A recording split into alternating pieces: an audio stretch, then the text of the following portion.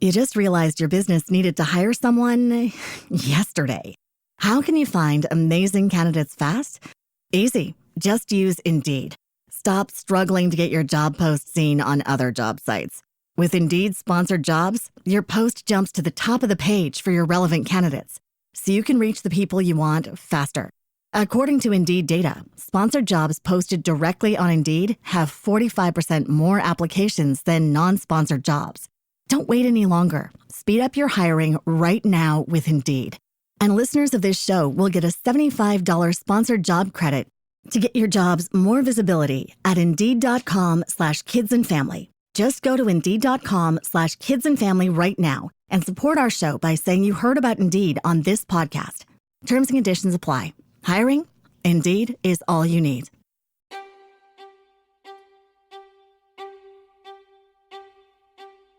Are you fed up with the corporate bullshit holding you back? Welcome to Invest in Yourself, the digital entrepreneur podcast, the ultimate launchpad for entrepreneurs ready to seize control and unleash their creative genius. Hosted by Phil Better, the Podcast Mogul. Each week he's breaking the chains of conventional work with bold strategies, raw insights, and inspiring success stories from the digital entrepreneurs who took the risk and invested in themselves. This is your call to arms. Invest in yourself, break free from someone else's rules, and build the empire you deserve. Now let's dive headfirst into today's explosive episode. Welcome back to another incredible episode of Invest in Yourself, the Digital Entrepreneur Podcast. I am, of course, the Podcast Mogul, Phil Better, and today we are joined by a visionary entrepreneur whose journey is nothing short of inspiring. Now, I know I say that a lot, but everybody get ready for this, because after our guest retired from a successful 3-decade career in law, our guest decided to spend the last decade building Hoon Arts Fair Trade, a trailblazing business connection to the Silk Road artisans with customers across 4 continents. And as not only that, they are a pioneer in bringing Tajaki handcraft. I'm probably mispronouncing some of these words, but my guess is going to make sure that I correctly identify them in the future. But to the U.S. market, these are small places, the stands of the world, if you will, the Afghanistans, the Tajikistans, all the former, USSR countries that are locked together. Now they're separate. She's opening that market to the U.S. market, to the worldwide market. But she also has empowered over 100 artisans from the region, mainly women in rural villages, to earn recognition as cultural ambassadors for 3 Central Asian countries. Like, do you understand what she is doing, ladies and gentlemen? But her impact doesn't stop there. No, because that's not enough. With her new venture, Impact Storytelling for Results, she's helping purpose-driven entrepreneurs and nonprofit leaders harness the power of storytelling to simplify, elevate their marketing efforts. Her passion for amplifying the voices of others, whether they're artisans, entrepreneurs, business leaders, just or nonprofit leaders even, it drives her mission to create a world where common humanity is recognized and celebrated. So she's amplifying those voices. I love her. We've talked, if you're watching this video, just behind her is a beautiful piece of artwork that I'm probably going to try and get from her. But ladies and gentlemen, please get ready for the incredible story of Rikki. Rikki, thank you so much for being here. Well, thank you, Phil, for having me. As I've told you before, there's nothing better than show and tell. No, it's very true. Especially in your world, because of storytelling, it's show and tell to the nth degree. You told me a lot when we first jumped on a quick call. I told you how beautiful I love that piece of art behind you. I'm still it's probably where I'm going to be staring the whole episode, because it's so gorgeous. And I'm definitely going to make sure that we get a picture of that for my audience that is just listening. But Rikki, you're here now. We're going to start with the biggest question. After 3 decades working in law, what made you decide, hey, I'm not going to stay retired. I'm going to try this new venture, this entrepreneurial venture? What made you decide to do that? Well, Actually, it was a leap of faith. I had no intention of being an entrepreneur when I retired.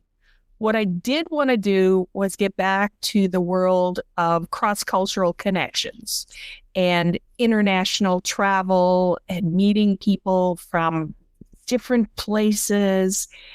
And I started volunteering with a local organization that hosts short-term professional exchange delegations.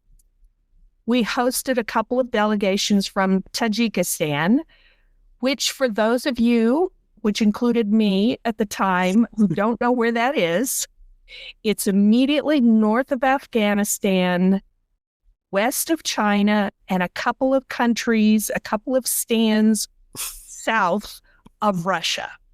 So that'll locate you in Central Asia. Long story short, the second delegation included a young man who works in ecotourism and handicraft promotion named Bahraddin. They spent a week in Albuquerque, and at the farewell party held in my living room, which is behind the screen right here, after we finished our Kentucky Fried Chicken dinner to send them off the next morning, when it came my turn to stand up and make my little farewell speech, I heard myself saying, well, I'll do it. I'll open the market for Tajik handicrafts in America, thinking, how hard could it be? And I've been telling myself since then, thank God I didn't know what I didn't know. Yeah, because like most entrepreneurs, we do stuff without knowing how difficult it is. And then we realize how difficult it is. And then we're like, well, I'm already halfway done. I might as well complete this. And then, but realize if ever I knew how difficult it was, I would never have jumped into this. Absolute.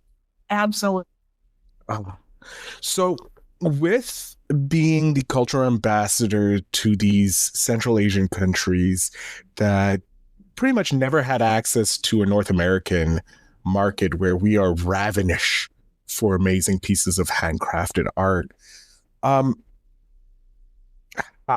What was one of the first challenges that you faced? Because this is something that's completely out of your wheelhouse. You went from dealing with the law, we're in a law firm, dealing with all that, to now having to deal with the international world and cultural differences and how you can import and export and all that stuff, and dealing with governments that are ever changing in the time.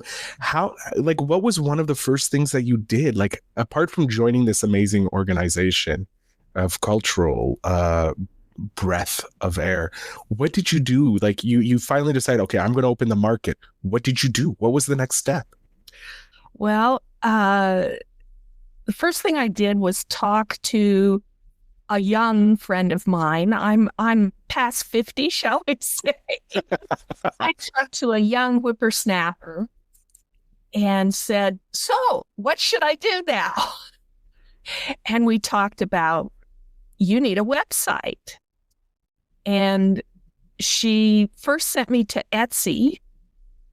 I read the instructions. I read the application. It turns out I wasn't eligible to sell on Etsy because I'm neither making nor designing most of my products. At the time, I was designing none of them. Now I do co-design, so I have a few items listed on Etsy.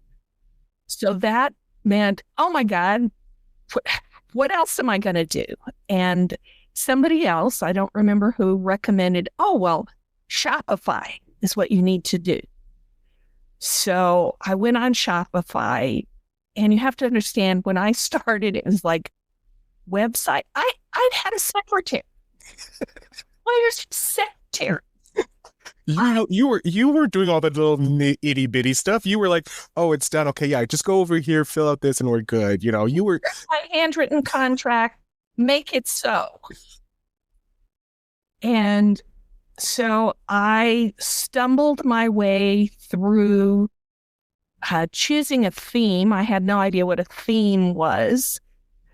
for a website, but I picked one, a free one, of course, and built my website and took pictures. And I look back at some of those early pictures and it's like, oh my God, what did I think I was doing?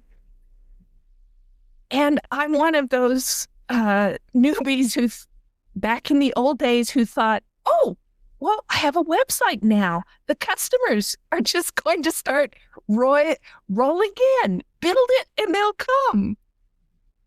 And it didn't quite happen that way. Surprising. Yeah, you built it and they didn't come. Who could have thought of that? And the other thing I did right at the beginning was, through my volunteer work, I had learned about a local chapter of an organization called the National Association of Women Business Owners. And it's like, oh, that sounds like a place I need to be. So at least two of the boxes out of the number of boxes they have. So I joined that organization and joined a mastermind group in that organization. And between those two experiences, that was the introduction to the very steep learning curve I had. But it started me on a journey of realizing that it's a perpetual learning curve, that things are changing. There's new things to be learned. You have to be adaptable. What works at one time may not work the next time. So although the beginning was quite painful when I realized just how much I didn't know, it taught me some of the skills of adaptability and being open to learning from other people and building relationships that I really hadn't ever had to experience in my law career. So once you solve that itty bitty problem of, websites don't just automatically bring people to you. What did you do? Like, what were the steps that you needed so that Hoon Arts would come to the next level to be something that wasn't just an idea? Like, I know a lot of entrepreneurs, or a lot of people who want to become entrepreneurs, they start a lot of little projects and they say, oh, this is going to be it. And then shiny object syndrome pops up and they go, okay, that's going to work. That's fine. That's done. And jump onto the next one and jump onto the next one. Well, they leave this dust of endless projects and businesses that they in their wake, but you've seemed to have said no, because you were so passionate about opening the market. What was the next step for you? Like, you figured out the website was up. You did that mastermind. It helped you get clarification on what you needed. What was the next step? Because you're going from a law, which, let's be honest, law is pretty black and white. It's very gray, but there is gray. Another episode. That's for the law episode, but for most of us who don't work in the law world, we see it as very black and white. Here's the law. Did you do it? Did you not do it? Right? And then when you get to the courtroom, that's when all the gray starts showing up, and because you got human emotions in there. But you're going from somewhere where pretty much it's written down exactly what you need to do, until building it yourself, and in essence, writing the laws and the gray matter for your business. Like, how did that transition? What was it like for you, going from something that was more kind of like analytical? Because lawyers are usually very kind of like, there's processes and procedures and all this, and you're going into it's very left brain. There's not much creativity until you get into the courtroom. And that's when all the fun stuff, and that's the speakers. And there's some lawyers have it, some lawyers don't, but they touch a bit on the creative side. You're going fully into the creative world. You're using the right side. You're doing art, which is fully right brain and creative. What did you do? Like, what were some of the steps you took? How did you get clear on your vision on what Hoon Arts was, and then which also led you to impact storytelling, which we're going to touch on. But I love art, so I'm going to kind of maybe say a bit more on the art part. But like, what did you do to solidify Hoon Arts so that it wouldn't become kind of like a relic of the past, if you will?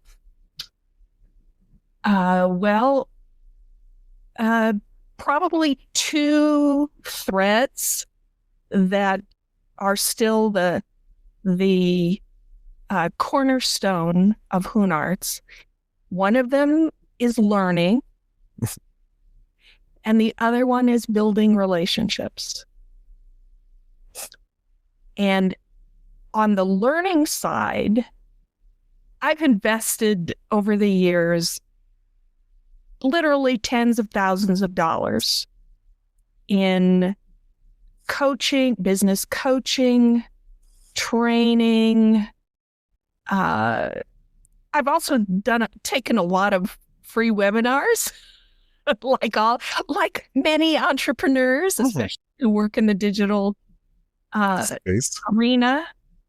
And I continue to do that. I'm in a coaching program right now. I just finished a parallel course on digital course design. So it's a constant path of lifetime learning. And despite all my best efforts, I can't do it for free. As much as we would love to do things for free and just give away the knowledge that we have and the stuff that we have for free, unfortunately, there's these pesky things called bills that we have to pay. Yes. And so it's been I don't think there's ever been a time where I haven't been involved over the last 10 years in some kind of learning activity, whether it's reading a book, being in a coaching program, taking a course, participating in an online challenge. One of my favorite online challenges was a 5-day podcast guesting challenge. I'm not going to lie. I kind of enjoy those for obvious reasons, but we won't go into that. But yeah. So that's on the learning side. And on the building relationship side, you have to understand, when I started, I had spent 30 plus years avoiding having to meet strangers. And I stayed far, far away from anything that looked like marketing or rainmaking or bringing in new clients. I just wanted to stay in the background. And I liked working with my clients mostly. But the idea of walking into a room full of strangers, or even setting up a table at a little arts and craft event and having to talk to strangers was sort of a terrifying experience for me when I started. And it's the experience of having to sell stuff was something entirely new to me. And although I like people and I like interacting with people, basically I'm an introvert. So too many people, particularly strangers, is hard for me. And that was a big challenge for me when I got started. But fortunately, I had my NABO friends, National Association of Women Business Owners, who persuaded me that I was going to have to get past that. that little hump, that little fear that, to be fair, I think 80% of the population is born with that fear. It's the fear of public speaking, really. As long as I can be the star of the show, I'm happy. I actually taught law classes at a business school for several years, and that was fun because I got to be in charge. You didn't rely on other people's expectations. Like when you're selling, you're hoping someone's going to be here, but these people are paying to be there. They're sold already. You just show up, give your stuff. But flipping around and having to do all that hard work, again, you had a secretary do all the hard work for you beforehand. So learning to talk to strangers, experimenting with different venues for sales, building relationships in multiple organizations. I also joined the Fair Trade Federation. I participated in other local networking groups. Unfortunately, it was not an instant process like much of entrepreneurship. Yeah, it's a lot of trial by error, I find, in entrepreneurship. Yes, there was a lot of trial by error. But what always drove me and persuaded me, kept me moving forward, is the vision that if I can just bring people together, East and West, and they can start to see each other as human beings, and the art is that wonderful bridge where you don't have to have a common background to appreciate art. It's the hook that allows people to start talking, start a conversation, start to appreciate the cultural heritage. Then we can shift the perspectives. And that's something that's worth struggling with, because the vision is something that has always driven me. It's great, because I know with Hoon Arts, you were looking to, help artisans get into a market where they can make a living, be it a small living or a great living, depending on if their art hits the big side. But then you transition from there. You got that working. It's great. I've taken a few looks at your website. There's art there that I'm going to be like, definitely buying, because they're gorgeous pieces of work. But then you moved over into impact storytelling for results, which I'm going to make this assumption, and please correct me if the assumption is wrong, but it's pretty much everything you learned from creating Hoon Arts and making that story, because storytelling sells. You took that knowledge, and did you repackage it to help other business owners and entrepreneurs understand and not go through the trouble of having to figure it out all by themselves and do the trial by fire and trial by error? I'd say there were two critical, or maybe three critical points. Steve Jobs said you can never connect the dots going forward, only backwards. One of them was my first VIP day with my first business coach. And I was telling her all the wonderful stories of the artisans I was working with. And she was the first one who had me see that there was also value in my own story. It's like, really?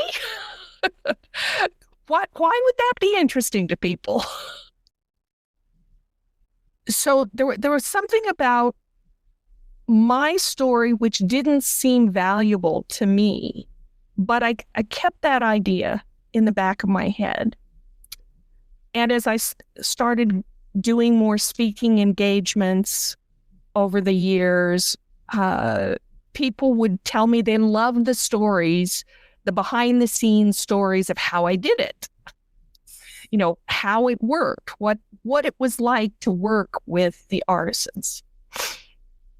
A next piece is I got involved with a global grassroots organization called Catalyst. I think they've rebranded. I think it's Catalyst now. But basically, it's an organization of social entrepreneurs from around the world who, it's not just artisans, it's social entrepreneurship around the world. And I was part of a team that put together a webinar on impact storytelling. And thinking about the impact that you want to achieve and then communicating that impact to your audience in an effective way that inspires them to buy, inspires them to donate, inspires them to take action consistent with your vision of what will make the world a better place. And a lot of that discussion was around tips and techniques and ways of looking at things, video, which stories to use. But in the back of my head, I was thinking, well, I don't have big statistics to tell people. I can't talk about the millions of dollars that I've generated. Does that count? And I had a conversation with a Dutch entrepreneurial leader who works with artisans in Africa. And she helped me see that the qualitative stories also have major value, maybe major inspirational value, and they can be quantified if you set up your metrics in the right way. So that's point 2. Point 3 was when I had a conversation with the embroidery artist who designed and actually stitched that piece behind me, Munira. And I asked her, at this point, we'd been working together probably 8 years. And I asked her, what has made the most difference for you? What has been the biggest impact for you in working with me and with Hoon Arts over these years? And I expected her to say something that was related to sales, that it had generated revenue, it had helped the rural village ladies improve their standard of living. She said nothing about money. What she said was what made the biggest difference for her was my support for her mission of cultural heritage preservation. And it was like, and that support gave her the courage to continue pursuing her path. And it was like a light bulb went off about and I really got in a visceral way that stories of impact belong to the person who is impacted. And they are far more powerful and inspirational when they are told from the perspective of the person experiencing the impact. And it was like ding, ding, ding, ding, light bulb. You hit the jackpot at the casino. I had always understood that the ethical concept that you don't want to tell a story about somebody that they're not comfortable you sharing, that's, a fundamental ethical principle. But the concept of actually asking the people impacted to share their perspective on the impact is far more powerful, because it's usually much farther up, Maslow's hierarchy of needs. Money is down there at survival level. But when you dig in, and it doesn't matter whether you're talking about artisans working in a rural village or somebody remodeling a house or somebody working as a virtual assistant, what makes a difference to their clients is almost never tied to dollars. And it became clearer and clearer as I talked to people that concept was not part of the conventional marketing wisdom of how you market your services. You as the entrepreneur are supposed to identify your ideal customer, who, by the way, is usually a fantasy until you've been in business for quite some time and you've actually got clients and can talk to them. Identify their pain or an intense desire and then speak to that. But when you talk to an actual client and have them tell the story from their perspective, they go way higher up the hierarchy of needs. For example, I had a client of mine have one of those aha moments when we were talking about the power of her services as a technology coach for coaches primarily. Students in coaching programs who would get flummoxed by the technology. Mm-hmm. And she had an aha moment in talking to a client when they told her that it wasn't about now they're generating all this money.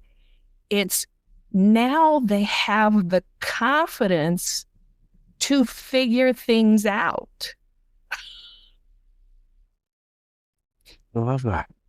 And that's the central concept behind impact storytelling, that everybody has stories of impact, and they are not the stories that you can invent for them. When they're genuine, authentic stories told from that person's perspective, it creates the impact. People, your ideal customers, see themselves in that story. Every time a marketing guru tells me that if I follow these 5 steps, I'll have a 6-figure income in only 90 days, it's like, yeah, right. But when I hear a story about someone telling their own story about how working with a coach or a consultant, or even working with a designer, an interior designer, to remodel my living room, that story has an emotional impact for me that lands with the ideal customer in a way that the traditional, you figure out their pain point and then you agitate their pain points and and speak to that and show how your solution is going to solve their problem, when they may, starting out, they may not recognize and they may identify their problem, but what they get is way more valuable than the solution to the problem they typically identified first. Love it. My God. And I hate that we're coming to an end here. Like, this is ridiculous. We're getting into the meat and potatoes, the real good gravy part of the interview, but we're gonna have to wrap up soon. So I'm gonna hit you with 2 questions, and then we're gonna finish here.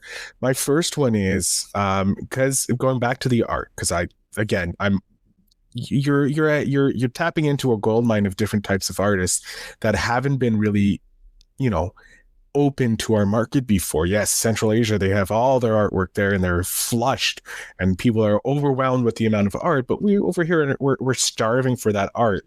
I want to know, because you're working so closely with these artisans from Central Asia, what has been the most surprising or rewarding cultural lesson you've learned from the artisans themselves, and how has that enriched your life and, impacted how you do business? Because it's a completely different way. It's the like the East versus West, it's the East mentality, and on top of it, it's even more granular because you're working with small rural communities that have been functioning pretty much the same way since they were founded and didn't get those upgrades that most of the country has.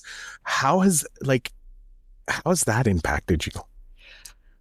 I think the most surprising and inspiring part of what I do is learning about the cultural heritage built in to every piece of artwork, every genre of art,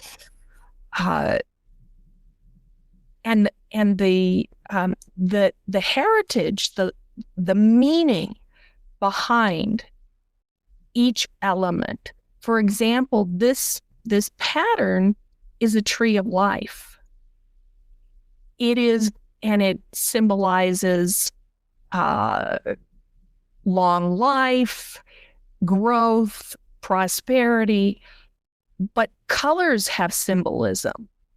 Every pattern has symbolism. Most of the art pieces are derived from products that were created to be used as part of culture, not to sit on a shelf to sell to tourists. For example, this particular embroidery style is often referred to as Suzanne embroidery. A Suzanne is a large panel of embroidery, typically 2 meters by 3 meters. And you will see Suzanne panels, tapestries, embroidered tapestries, hanging in museums, in public buildings, and in the homes of wealthier people. But traditionally, the Suzanne object was started as soon as a baby girl was born, and the family members would start to embroider it, and it would be finished before she was of marriageable age. And then following the wedding ceremony, family members would hold this tapestry over the heads of the wedding couple as they walked from the gathering point to the bridal chamber. And it was designed to protect them from the evil eye. And learning about the history, the meaning, the culture behind each of these pieces has been the hook to tell the stories. It's been a hook for people to see inside. I often refer to Hoon Arts as not being just a window. It's a door. It's a doorway because we walk you through the door. This is not the Potemkin village where you look through and see the pretty stuff. We walk you through the door and see what's going on behind. And that has been incredibly valuable and inspiring for me. Oh, just hearing that story of knowing that when I look at these panels that are hanging, that there's more to it, just saying, oh, look, it's a pretty thing on a wall. There's so much more cultural to it. And I am so thankful that we've connected, Rikki, because my education now is next level when it comes to this. I'm someone who loves learning about cultures. I have a plan of traveling the world soon. So like just knowing when I go over, to one of the stands, it's like, oh, I know something a bit about that, and just showing that their culture has permeated so far into the Western world is amazing. And I thank you so much for being here. I'm going to hit you with my last question. This is the most important question in my book, I think, because it gives us a chance to reflect on our lives. But I have your 10-year-old self, Rikki. She is jawing my ear off. I must say, she's such a fun person. She's not scared of meeting new people for sure. But what is one piece of advice you would love to be able to hand back to your 10-year-old self? It would be try things that you're not good at. Learn to fail. I was an A+ student, and I really failed for the first time when I started Hoon Arts. And it was painful. And every step was like cutting off a finger because things didn't work instantly. And my hard work didn't necessarily translate into the results I hoped for. And I wish I'd learned to fail at a young age. And that's what I tell my grandchildren now. Is try new things. Try things that you're not good at. Do things that give you the chance to fail. And then you'll really see what matters in life and what inspires you. Oh, I love that. I love that. It's prickling something in the back of my brain. Something similar that I heard was, it's very rare that we get to be a beginner again when we're an expert already. And so it's very important to always learn to be a beginner so that you can help new people.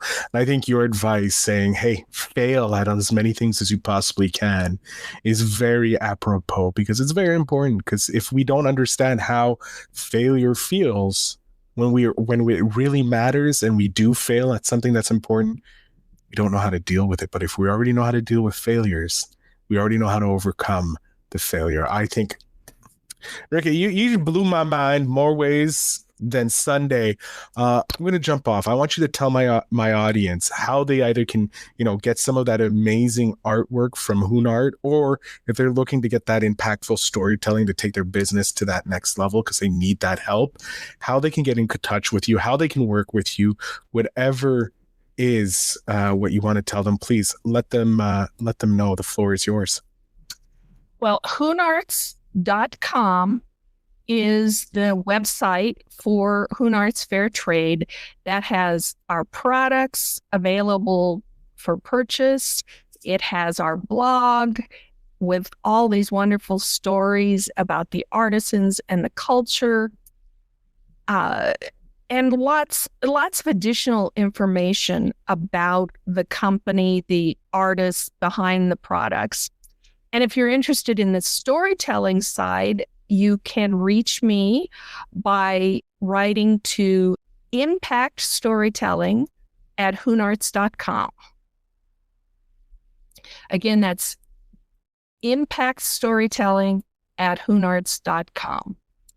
I apologize. I was looking at the website. I got lost in the artwork.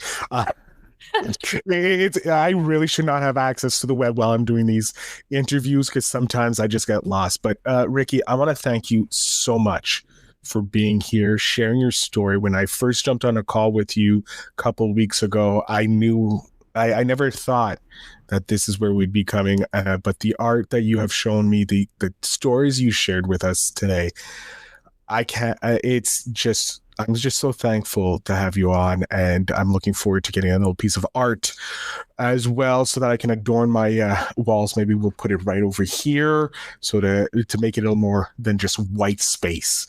But Rikki, thank you so much for being here. Well, it's been my pleasure. As I said, I love show and tell. It's true. To my audience, make sure you check out the show notes down below, because there's going to be all the links there, how to stay in touch with Rikki, how to check out the artwork that I know a lot of you are probably going to be wanting to see. And I'm definitely going to be using the cover art to showcase some of the amazing art that is on the website. So Rikki, thank you so much for being here. Thank you to my audience for listening. Thank you for sharing so much amazing stories. And as I always say to my audience, always invest in yourself. Thanks for joining us on Invest in Yourself, the Digital Entrepreneur Podcast. The Podcast Mogul reminds you that your journey to freedom and success starts with one powerful move: investing in yourself. If today's episode sparked your fire, hit that follow button on Spotify and drop us a comment. Share your wins, your challenges, and what drives you to break free from the corporate grind. Remember, you're your best investment. Always invest in yourself, because your potential is limitless. Until next time, keep hustling and take control of your destiny.